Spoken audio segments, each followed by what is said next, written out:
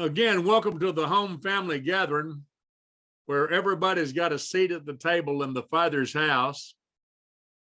And been teaching out of a new book called Cosmic Shifts, Divine Downloads, and Supernatural Upgrades.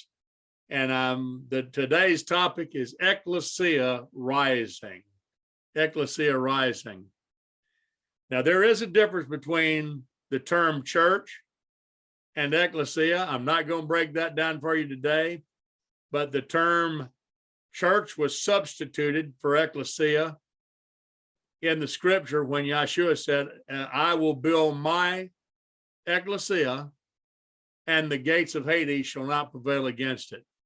And we'll get into breaking that down, the difference one day and how that happened and why it happened and the understanding behind it. But the term church comes from a root word that means the house of the Lord, the house of a Lord. Okay. And so our entire concept around the term church it revolves around a building, a place to gather. It revolves around an organized religious service. It does not revolve around a people that are called out and gathered together unto him. It does not revolve around a people, because we still use the terms, I'm going to church, we're having church. Am I telling the truth? Am I telling the truth? And it's all because of this terminology switch and the mentality that developed around church that has caused us to actually become some kind of a hybrid mutant chimera and not the house that Yahshua is building, just because of the development of our philosophies around the term church, the house of a Lord. Okay. The ecclesia is rising all across the land, and the order and government of Yahweh is challenging historically entrenched prince devils and master spirits when and wherever it can. And that's what we're doing today, right now, is we're standing against the historically entrenched prince devils of religion and politics. We are standing against the historically entrenched prince devils and master spirits that are ruling in this area, and they are ruling unlawfully. They're ruling as squatters and interlopers, because the defeated one is not what he used to be. He has no right to rule, and it's time for him to recognize that he is not going to be able to hold this ground, this territory, or and he is not going to be able to occupy for very much longer. Do not be mismatched with unbelievers. For what do righteousness and lawlessness share together? Or what does light have in common with darkness? Or what harmony does Christ have with Belial? Or what does the believer share with an unbeliever? Or what agreement does the temple of God have with idols? Are you getting the drift of this passage? They are polar opposites. For we are the temple of the living God, just as God said, I will dwell among them and walk among them, and I will be their God, and they shall be my people. Therefore, come out from their midst and be separate, says the Lord, and do not touch what is unclean, and I will welcome you, and I will be a father to you, and you shall be sons and daughters to me, says the Lord Almighty. Are you paying attention to me? That's found in 2 Corinthians 6, verses 14 through 18 in the New American Standard Bible. The above passage has to do with religious, political, and secular alliances. The above passage has to do with religious, political, and secular alliances. The debilitating effects of mixture and mingled seed has to be purged from our lives. So the next time the enemy has somehow gained power, the defeated one has gained power to suggest things to you, to throw, let's just say, obstacles in your way, ask yourself, Father, what are you trying to accomplish in me? The debilitating effects of mixture and mingled seed has to be purged from our lives, and we must be willing to separate ourselves from them.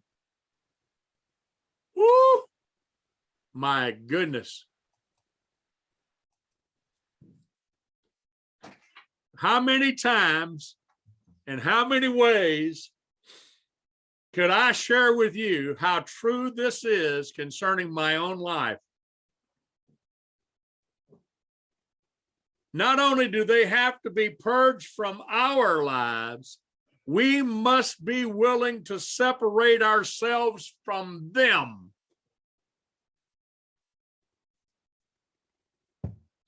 I hear the sound of a heavenly shofar blowing.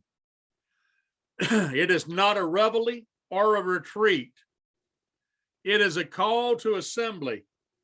It is a call to action. Are y'all listening to me? For some, it's just a curiosity. For others, it's a summon. The closer they move to the sound, the more it becomes a voice. The closer they move to the voice, the more it becomes a word.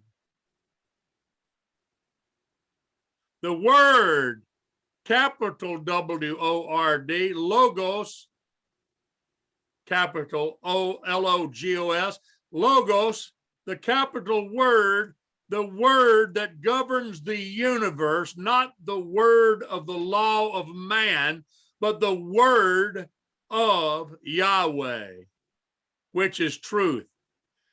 The word is challenging and confronting dangerous, deleterious, and destructive doctrines and philosophies that have mostly served the diabolical agenda of the defeated one. Huh. Woo. For although we live in the natural realm, I want you to mark the scripture down and pay close attention to it.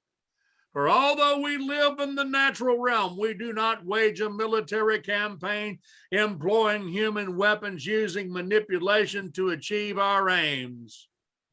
Instead, our spiritual weapons are energized with divine power to effectively dismantle the defenses behind which people hide. If you don't believe that we have been empowered with spiritual weapons to energize us with divine power to effectively dismantle the defenses behind which people hide, you need to walk with me for a while. We can demolish every deceptive fantasy that opposes God and breaks through every arrogant attitude that is raised up in defiance of the true knowledge of God. We capture, listen to this. Oh my God. We capture like prisoners of war every thought and insist that it blow in obedience to the anointed one. It bow. We capture like prisoners of war every thought and insist that it bow in obedience to the anointed one. Since we are armed with such dynamic weaponry, we stand ready to punish any trace of rebellion as soon as you choose complete obedience. This is the key, complete obedience. Complete obedience.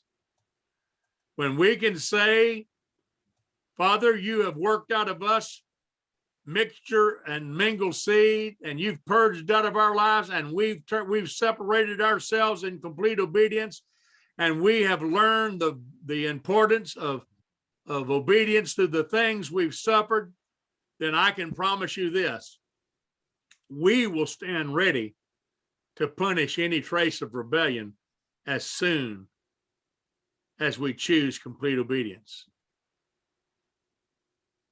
I'm going to quit right there for today, because I just sense in my spirit that I'm stirring up the prophetic in some of you, and maybe even some questions.